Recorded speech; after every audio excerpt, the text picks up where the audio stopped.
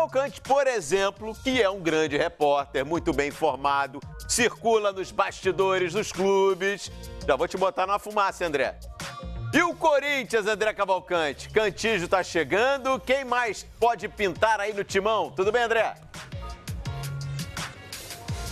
Tudo bem, Calheiros? Boa tarde para você, boa tarde para todo mundo ligado nos canais Fox Sports. O Corinthians tem novidade, é o único dos grandes clubes paulistas que a gente pode dizer que já tem um plantel que ganhou caras novas para essa temporada de 2020. Primeiramente, o anúncio oficial ainda no mês de dezembro do meia atacante Luan, ex-gremista Luan, já foi inclusive anunciado de forma oficial pelo Corinthians como talvez a principal contratação para esta temporada.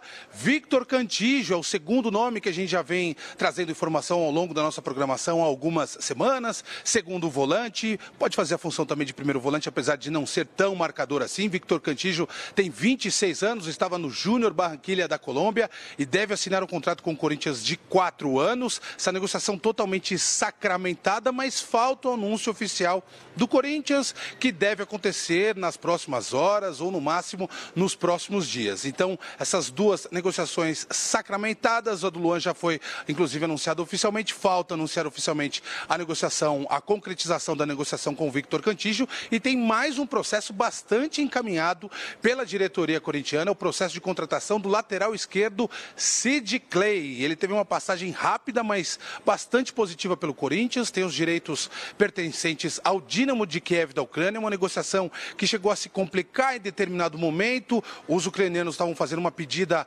alta, inclusive para liberar o Sid Clay apenas por empréstimo. O Corinthians conseguiu contornar essa situação e o que o Corinthians deve fazer é justamente anunciar o Sid Clay como contratação, mas diferentemente do caso do Victor Cantígio, que deve assinar contrato de 4 anos, vínculo definitivo, pelo menos sob esse contrato de 4 anos, o caso do Sid Clay será um empréstimo por uma temporada. São carências ali que a gente também identifica no elenco corintiano, né? Uma carência no setor de criação, por isso o Corinthians foi atrás do Luan, uma carência por conta da saída do Júnior Urso, que foi negociado junto ao Orlando City dos Estados Unidos, e aí chega o Victor Cantígio, e a carência também na lateral esquerda, por isso o Corinthians foi lá atrás do Sid Clay, que estava com vínculo no Dínamo de Kiev da Ucrânia, não estava sendo aproveitado e deve defender o Corinthians nesta temporada. O Corinthians que tem ali para aquele setor, né, da lateral esquerda, tem o Danilo Avelar, que em alguns momentos chegou a cair no gosto da galera, depois chegou a ser criticado por alguns torcedores. Tem o Carlos Augusto, que é um jogador cria das categorias de base do Corinthians, não está 100% pronto para ganhar uma sequência como titular, pelo menos no entendimento da comissão técnica corintiana. Tem o caso do Lucas Piton, que é uma joia também do Corinthians, uma joia do futsal e que agora está jogando campo, deve disputar a Copa São Paulo pelo Corinthians, mas também não está preparado para ganhar essa sequência como titular. Por isso, era fundamental o Corinthians ir atrás de um lateral esquerdo e por isso o Corinthians já tem bastante encaminhado esse processo de contratação por um ano do Sid Clay. O Corinthians com isso vai moldando o seu elenco, aí vão faltar algumas outras peças, né? Vale a gente pontuar aqui o caso do Michael, que é um jogador que ainda interessa o presidente André Sanches, o técnico Thiago Nunes, mas é difícil negociar junto ao Goiás. O Corinthians chegou a fazer uma proposta ali de mais de 22 milhões de reais e o Goiás negou essa proposta por 50% dos direitos do Michael. Tem outros clubes interessados na parada, tem o Palmeiras, tem o Flamengo, então bastante complicada essa situação e o Corinthians trabalha até com outras possibilidades para esse tipo de jogador criativo que pode cair pelos lados do campo, né? Tem também o Nicão do Atlético Paranaense, jogador que já trabalhou com o Thiago Nunes, e para o setor ofensivo o Corinthians também trabalha com um nome menos conhecido, o Davó, que na temporada passada defendeu o Guarani na Série B do Campeonato Brasileiro. Então o Corinthians trabalhando nos bastidores, Calheiros, Álvaro, amigos ligados no Tarde Redonda, trabalhando nos bastidores para trazer reforços e também ao mesmo tempo enxugando a sua folha. Já negociou o Júnior Urso junto ao Orlando City, empréstimo encaminhado do Matheus Jesus junto ao Bragantino. Tem o caso do Sornosa, com empréstimo já sacramentado de uma temporada junto à LDU de Quito, e o caso do Cleison, negociado em definitivo com o Bahia. Também faltam esses anúncios, né? O Corinthians se manifestar publicamente, sacramentando e tornando oficial a saída do Cleison, a saída do Sornosa e também a saída do do Matheus Jesus. De oficial com relação às saídas, temos apenas a saída do Júnior Urso, mas está tudo sacramentado, consolidado, é só uma questão de tempo para o Corinthians tornar estas chegadas e estas saídas oficiais. Calheiros e amigos do Tá de Redonda. Valeu, André. Muito obrigado pelas suas informações. Daqui a pouquinho o André volta com a gente aqui no Tá de Redonda, porque ele também tem informações do Palmeiras, mas agora a gente vai debater o Corinthians, que se monta para a temporada 2020, depois de uma temporada apagada em 2019, a gente pode dizer assim, né, Eugênio? E o Sid Clay muito perto, então, de ser anunciado como o retorno dele, né, como novo reforço do Corinthians para 2020. Que tal esse jogador, lateral esquerda? Foi um problema? Muita gente criticando o Danilo Avelar ao longo de toda a temporada. Eugênio, qual a tua opinião? Só colocar que, apesar de uma temporada um pouco apagada, o Corinthians foi o único dos grandes paulistas que levantou taça. Campeonato Paulista. Mas levantou. Exatamente. Os outros nem isso, né? Então, teve essa questão. Eu acho que o Sid Clay é muito bom jogador. A passagem dele pelo clube, às vezes tem essa história, né? É uma passagem rápida. Tem até uma brincadeira que é melhor você passar pouco tempo e deixar saudades do que você ficar muito tempo lá e o pessoal encher o saco de você. Então ele fez isso, ele teve uma passagem rápida, a pessoa, opa, todo mundo lembra desse gol que a gente está vendo. Esse gol ficou marcado, né, contra o Paraná Clube, mas é um bom jogador do Atlético Paranaense lá, né, de onde veio também o Thiago Nunes, o novo técnico do Corinthians. Eu acho que a questão toda passa pela parte financeira, né? O Corinthians está fazendo as suas contratações, eu gosto dos nomes que estão sendo trazidos, né? O Luan é aquela questão, será que voltará a ser o Luan? Ele precisava mudar de áreas, na minha opinião. Talvez dê certo, se der certo, é um grande jogador. O Cantillo gosto muito também, andou um pouco mais atrás. E a chegada do Sid Clay aí. O Michel, se vier, maravilhoso. Só que a questão é maior do que essa. O Corinthians pode pagar? O Corinthians tem cacife para pagar esses jogadores? Está com as contas em dia? Ano passado terminou em déficit.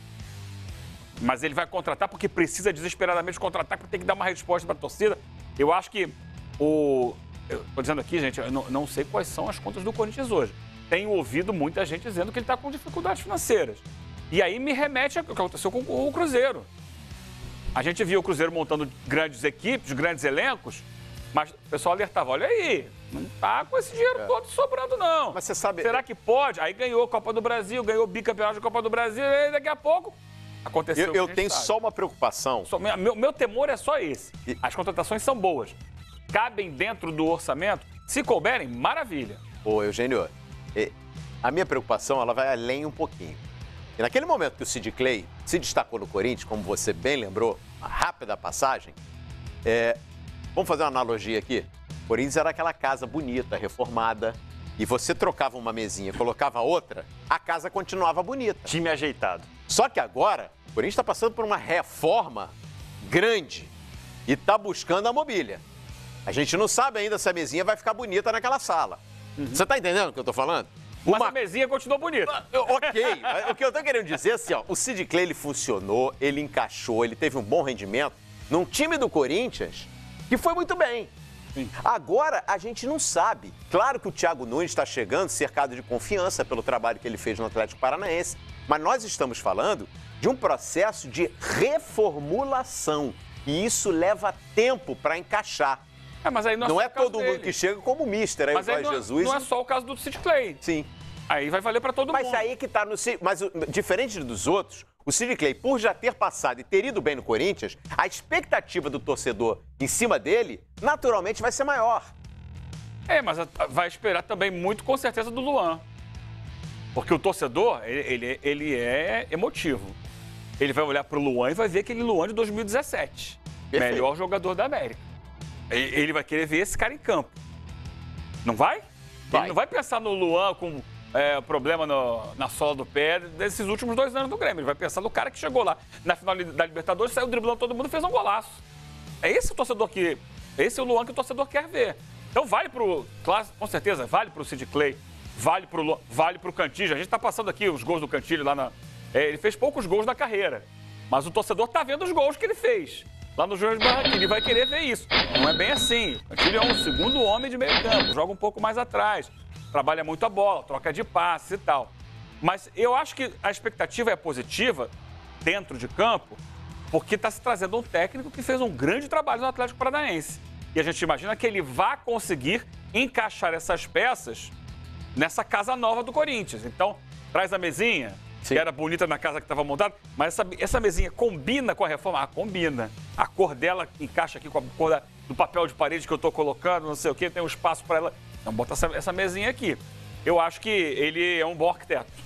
Ele tem condições de montar uma casa bonita, mesmo com algumas peças que já passaram por ali. Boa. Bom, vamos colocar o Rodrigo Cassino também nesse papo. Cassino, a gente sabe que a torcida criticou bastante, inclusive, a filosofia de jogo do Corinthians, que foi vitoriosa nos últimos anos, mas a torcida queria um time mais ofensivo, um time que buscasse mais o gol, e o Thiago Nunes chega, inclusive, com essa missão.